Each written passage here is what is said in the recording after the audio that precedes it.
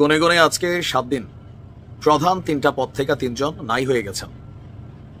যদি এইভাবে চলতে থাকে মানে এই মুখ্য পদগুলো থেকে, তাহলে আগামী 2-4-6 মাসের মধ্যে জাতীয় নাগরিক পার্টির ওই ঢাবি সিন্ডিকেট, যেটা আমরা যাদেরকে চিনি, সার্জিস, হাসনাত, তারপর হচ্ছে যে এই হান্নান মাসুদ, এরা 8-10 জন ছাড়া এই দলটার পেছনে আর কাউকে পাওয়া যাবে না।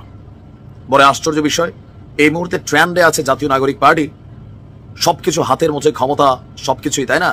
বাট একটা দল তৈরি হওয়ার ঠিক 7 দিনের মাথায় 3টা বড় পদ থেকে যখন 3 জন সমন্বয়ক পদত্যাগ করেন, তখন বুঝতে হবে ডাল মে কুছ কালা হে। তবে কেউ কেউ বলছেন যে ভাই, এটা তো নির্দিষ্ট কোনো বেসিসের উপর গড়ে ওঠে না এই দলটা, বিভিন্ন জায়গা থেকে বিভিন্ন মানুষ এখানে কানেক্ট ছিল। এখন যখন হিসাব নিকাশ মিলছে না, পদ পদবি মিলছে না, তখন এরা আস্তে আস্তে ঝরা শুরু করছে, যার যার আস্তানায় সে ফিরে যাচ্ছে। কথা বলছি, মাত্র 7 দিনের মাথায় জাতীয় নাগরিক পার্টি বা এনসিপির বেশ কয়েকজন সমন্বয়ক পদত্যাগ করেছেন। জাতীয় নাগরিক পার্টি থেকে সর্বশেষ যারা পদত্যাগ করেছেন তারা হচ্ছেন যুগ্ম মুখ্য সংগঠক উত্তরাঞ্চলের হানিফ খান সজীব এবং যুগ্ম মুখ্য সমন্বয়ক আব্দুল জাহের। গতকালকে এনসিপির আহ্বায়ক নাহিদ ইসলাম বরাবর দুজনেই পৃথক পদত্যাগপত্র পাঠিয়েছেন। কেন তারা পদত্যাগ করছেন, কি ঝামেলা?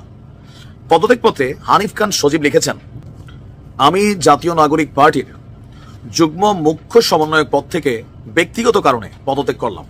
কি সেই ব্যক্তিগত কারণ? সেখানে কি তিনি মূল্যায়িত হচ্ছেন না, অথবা এই পদটাকে তিনি চান নাই, আরো ভালো পদ চেয়েছিলেন, অথবা তাকে অপমানিত করা হয়েছে, অথবা অন্য কোনো দলের তিনি অনুসারী? নানান প্রশ্ন আমরা করতেই পারি। অপরদিকে আব্দুল জাহের তার পদত্যাগপত্রে লিখেছেন, আমিও জাতীয় নাগরিক পার্টির মুখ্য সমন্বয়ক পদ থেকে ব্যক্তিগত কারণে পদত্যাগ করছি। How funny.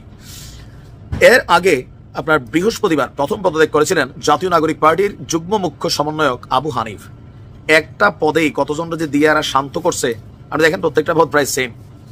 তো আবু হানিফ যিনি, তিনিও আহ্বায়ক এবং সদস্য সচিব বরাবর পদত্যাগপত্র দিয়ে লিখেছেন, জাতীয় নাগরিক পার্টির যুগ্ম মুখ্য সমন্বয়ক পদ থেকে ব্যক্তিগত কারণে পদত্যাগ করছি। আবু হানিফ আবার পদত্যাগ করার পর তার যেই পুরান আস্তানা ভিপি নুরের দল গণ অধিকার পরিষদ, সেই গণ অধিকার পরিষদে সে ফিরে গেছেন, এমনটাই কেউ কেউ বলছেন। আর ভিপি নুর বলছিলেন যে অনেককে এখান থেকে বের করে নিয়ে যাওয়া হয়েছে, আর আবার ফিরে আসবে অল্প কয়েকদিনের মধ্যে। তো নুরের কথাই তো সত্যি হলো।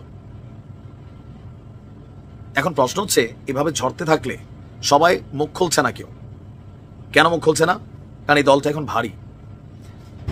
তবে আমরা এই দলটার আত্মপ্রকাশ ফেব্রুয়ারির প্রথম, তারপর শুনলাম দ্বিতীয়, তারপর তৃতীয়, একদম লাস্ট ডে। কেন? যতটুকু তথ্যসূত্র বলছে, বিভিন্ন জায়গা থেকে তথ্য, এই যে কমিটি গঠন করা হয়েছে, আপনি দেখেন বেসরকারিরা খেপছে কেন কমিটি নিয়ে। এই কমিটিতে মূল যে 8টা বা 9টা পদ, এগুলো তারা ঢাবি সিন্ডিকেট প্লাস বন্ধু বান্ধব লেভেলের। জাতীয় নাগরিক কমিটি এরাই ছিল, বৈষম্য বিরোধী এরাই ছিল, সমন্বয়ক এরাই ছিল, এরাই আবার এখন এই দলটার আব্বা আম্মা। তো বাকিরা তারা লড়াই করবে, তারা রাজুতে আয় বললে দৌড়ে দিয়ে আসবে, মন্ত্রী এমপি বাকিরা হবে। নির্বাচনের জন্য অন্য দলকে আমরা একসাথে করে ফেলবো। এখানে অনেকেই মনে করছে এরকম অনেক অঙ্ক হিসাব নিকেশ মিলাচ্ছেন। আবার এদের মধ্যে অনেকেই বিভিন্ন দলের রাজনীতির সাথে সম্পৃক্ত। হয়তো দল থেকে চাপ আসতেছে, কারণ আস্তে আস্তে দলগুলোর সাথে বিরোধ বাড়ছে জাতীয় নাগরিক পার্টির। অথবা অনেকে মনে করছেন যে অতিরিক্ত কথা বলে এই সার্জিস ছেলেটা, অতিরিক্ত কথা বলে এই হাসনাত ছেলেটা, কথা কিন্তু বেশি বলে, মাঝে মাঝে বেশি বলে।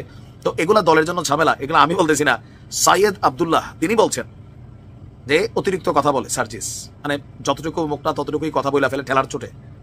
অবশ্য ছাত্রলীগের পোলাবেন তো কথাই কিন্তু পাক না, আগে ছিল, আর ভিতরে কথাটা রয়ে গেছে, তাই না? সার্জিস তার কথার জন্য পরিচিত, তবে ঠেলার চোটে মাপ পায় না, কি বলে না বলে, যার কারণে বিএনপি এক্সট্রিম লেভেলে খেপায় এদের উপরে। হয়তো দলের ভেতরে এমন কোনো কিছু আছে। তবে এইভাবে চললে বেশি দিন লাগবে না, পুরো টিম ভাঙ্গা খান খান হয়ে যাবে। ভালো থাকুন।